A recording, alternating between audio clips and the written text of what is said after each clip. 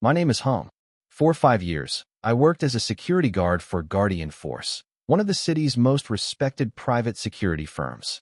Our clients range from large corporations and wealthy residential complexes to bustling shopping malls and private estates.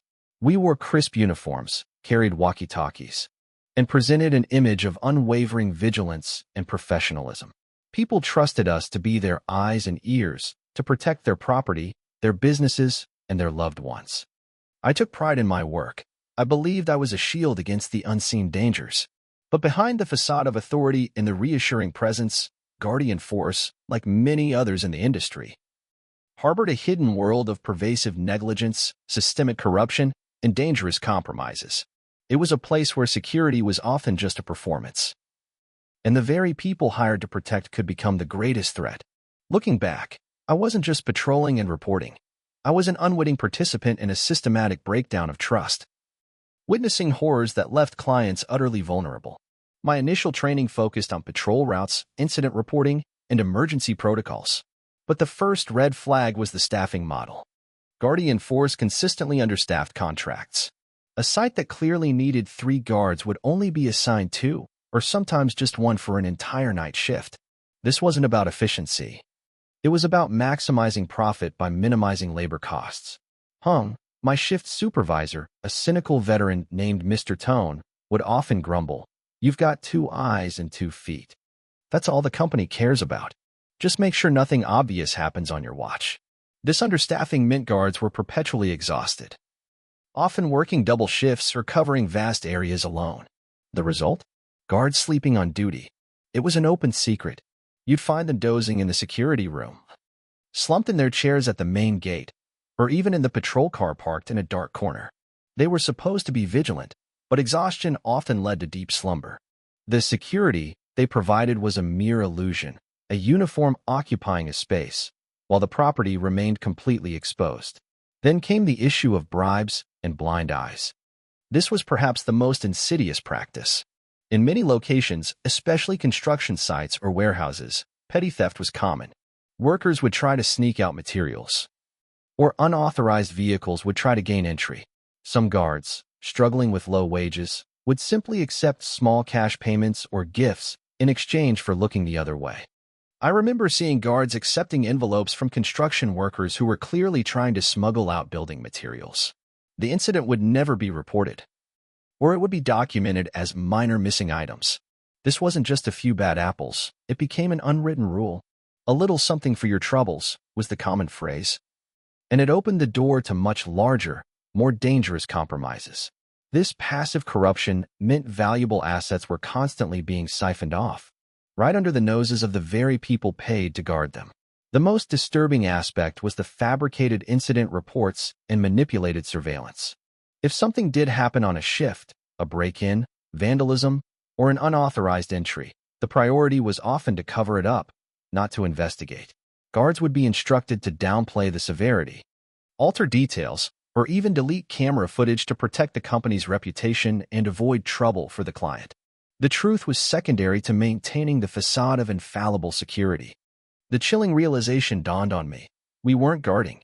We were simply putting on a show.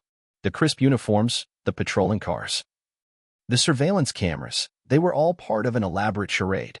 Every time I patrolled a dark corridor, knowing a colleague might be asleep at the monitor, or saw a suspicious package being exchanged with a guard, I felt a cold knot in my stomach.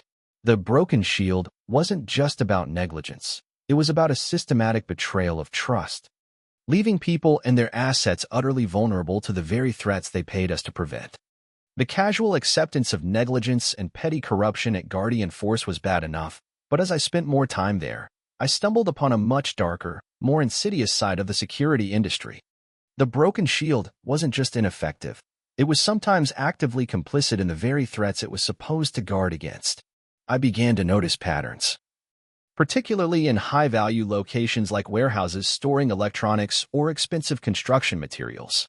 There would be sudden, inexplicable equipment malfunctions in surveillance cameras right before a significant theft, or certain gates would be accidentally left unlocked during the night shift. These weren't random occurrences. They were too frequent, too precise. I confronted Mr. Tone about it once. Mr. Tone, the camera in Sector C has been down for 3 nights in a row. And we just had a major loss of copper wire. Isn't that suspicious? He just looked at me with a weary, knowing gaze. Some things, hung, are above our pay grade. Just report technical issues and move on. You don't want to know too much about how the gears turn. His words sent a chill down my spine. It wasn't just about guards taking small bribes. It was about organized theft and collusion, facilitated by our own personnel. The most disturbing revelation came when a large shipment of imported goods disappeared from a secure warehouse we were guarding. The client, a major distributor, was furious. Guardian Force launched an internal investigation, which mostly involved grilling the lower-level guards.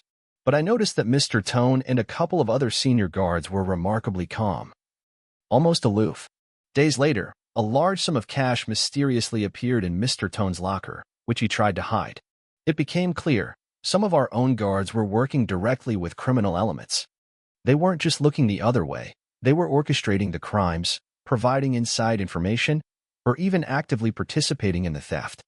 Our security firm was acting as a conduit for criminals.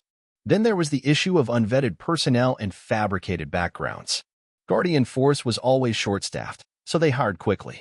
I learned that many recruits had questionable pasts, minor criminal records, histories of violence, or even just chronic debt. The background checks were often superficial, or completely bypassed for a quick placement. We were often paired with individuals who had no business being in a position of trust, sometimes even aren't. The thought of unstable or dangerous individuals being granted access to sensitive locations or vulnerable people under the guise of security was terrifying. The uniform, instead of inspiring trust, could be a disguise for someone truly dangerous.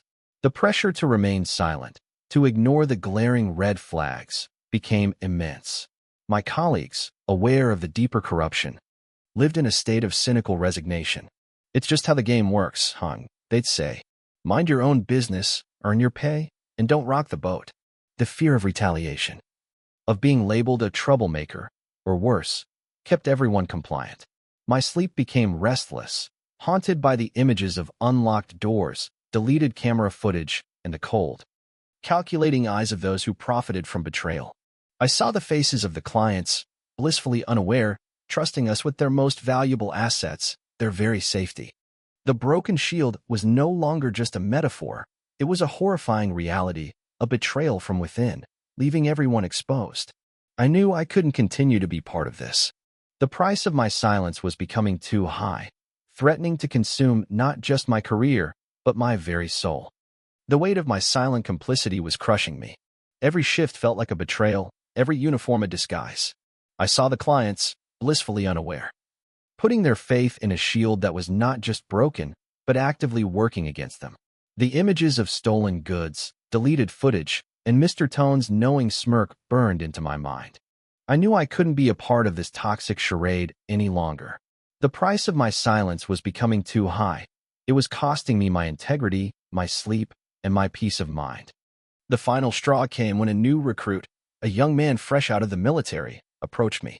He was idealistic, eager to do a good job, and full of questions about best practices. He reminded me so much of myself when I first started. I saw the innocence in his eyes, the genuine desire to protect, and I knew I couldn't let him be corrupted by this system. I couldn't be the one to teach him to turn a blind eye, to sleep on duty, or worse, to become complicit in crime. That night, after my shift, I didn't go home. Instead, I drove to the main office of Guardian Force. The air was thick with the scent of stale coffee and unfulfilled promises. I walked straight into Mr. Tone's small, cluttered office. He was hunched over a stack of reports, humming quietly. "Mr. Tone," I said, my voice steady, though my heart pounded against my ribs. "I'm resigning. Effective immediately." He slowly looked up, his face hardening. "Resigning? Hung? You think it's that easy? You've been here long enough to know how things work. You walk away, and you'll be a pariah. This industry is a small world. You'll never get another security job in this city. And remember, we know things about you. Things that could make your life very difficult if you decide to get chatty." He smirked, leaning back in his chair, a silent warning in his eyes. His threats were chilling, but the image of that young recruit's hopeful face and the countless clients who had been betrayed gave me the courage to stand firm. "I don't care," I said, meeting his gaze. "I can't be part of this anymore. My conscience won't allow it." I turned and walked out, leaving behind the heavy uniform, the walkie-talkie, and the pretense of security. The hum of the surveillance monitors in the main room faded behind me. The polished floors and stern faces of the guards I passed now seemed like a grotesque play, a performance of protection. It's been a year and a half since I left Guardian Force. I now work as an independent consultant, helping small businesses set up their own genuine, transparent security systems. The pay is less consistent, but I sleep soundly. Yet, the shadows of Guardian Force still linger. Every time I see a security guard sleeping on duty or hear about an inexplicable disappearance from a guarded facility, a cold dread washes over me. The faces of the clients who trusted implicitly, the assets stolen under the very nose of their supposed protectors, the integrity corrupted by greed, they are the true ghosts of the broken shield. Haunting reminders of the dark underbelly where safety is merely a performance and trust becomes the ultimate vulnerability. My experience in the private security industry revealed a terrifying truth. The very people you hire to protect you can become the source of your greatest vulnerability. Unscrupulous firms and guards can turn vigilance into negligence and trust into betrayal, leaving your assets and even your life exposed. So, how can you protect yourself from the broken shield? Always remember to vet your security firm and its personnel thoroughly. Don't just rely on their flashy advertisements. Look for independent reviews, check their licensing, and ask for proof of rigorous background checks for individual guards. Demand transparency in their operations, request regular incident reports, unedited surveillance footage, and clear communication channels. Be wary of firms that consistently understaff sites or have a high turnover rate. Conduct your own spot checks if possible, observing the guard's vigilance and adherence to protocols. Most importantly, if something feels off, if you suspect negligence or, worse, collusion, trust your instincts and investigate further. Your safety is too important to leave to chance. If Hung's story made you look at your security arrangements a little differently, remember to like this video. Share this crucial warning with everyone you know, and subscribe to our channel. Hit that notification bell so you never miss another stark revelation. We'll continue to expose the hidden dangers in every profession. Stay vigilant, stay safe, and remember, not every shield is truly protecting you.